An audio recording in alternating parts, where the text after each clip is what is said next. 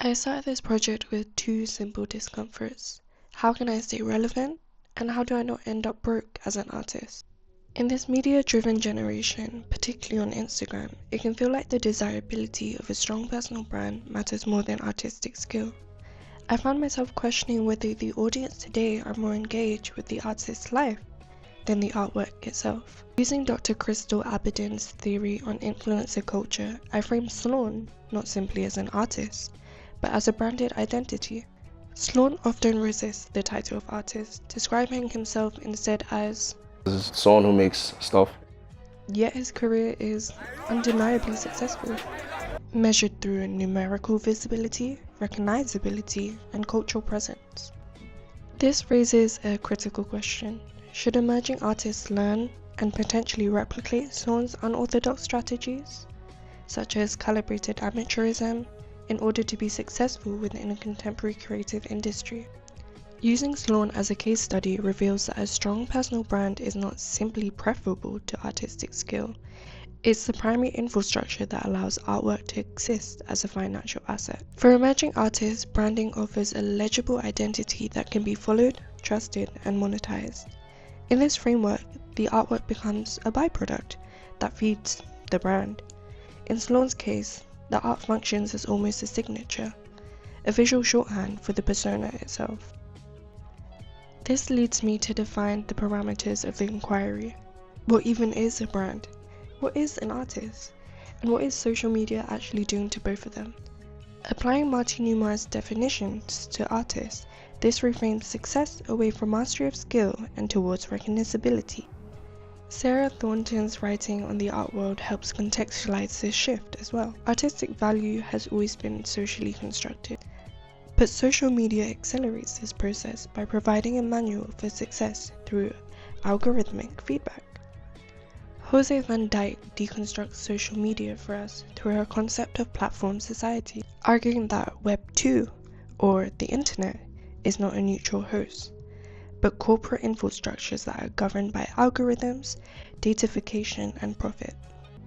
Stating that apps like Instagram do not work on holistic relevance, ultimately emphasizing that our media identity is ranked, owned, and ultimately revocable.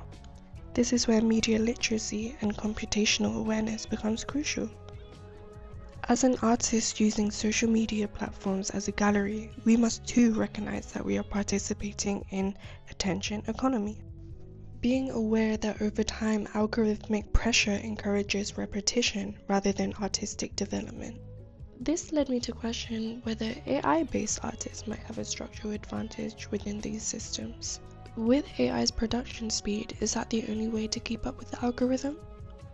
That was my exact question to Chris Follows, an artist whose practice explores the creative relationship between handmade, code, blockchain, and AI art. Chris argues that through artistic integrity, AI doesn't make the creative labor easier. He describes it as a digital exploratory practice. The labor for him remains intentional, authorized, and the digital set is his own, therefore making it ethical.